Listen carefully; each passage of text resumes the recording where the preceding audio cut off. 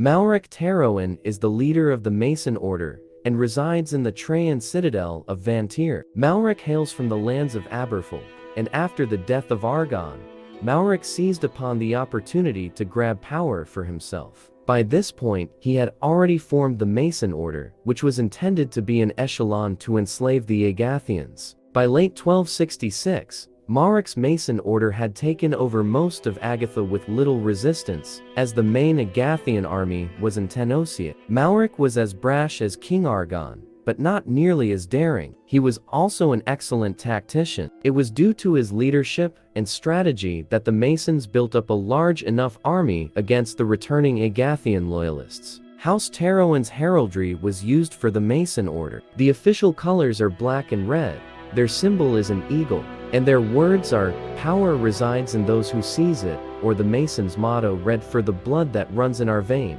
black for the shadow that yet remains." Malric became the victor of the First Civil War after Phaedrid, the steward of Agatha, was slain at the Battle of Stoneshill. Malric ruled with an iron fist for 20 years until the Second Civil War. Malric has a son born out of wedlock with Argon's daughter Ciri, named Valentre. He is the named heir of the Mason Order and first in line to the throne. The Agathians during the Second Civil War are tasked to kill him during the siege of Rudhelm. After the desecration of Galencourt, Malric's home village of Aberfell was raided and destroyed by the vengeful Agathians. To Malric, this was the last desperate attack of a fallen enemy, and the rebellion crushed. Now, with the rebellion retreating to their stronghold in the north, he began his plans to set his sights on Tenosia. As Aberfell was being attacked, word reached him. The Tenosians have destroyed the bulwark and their imperial army now on the march. After Iskander was set ablaze,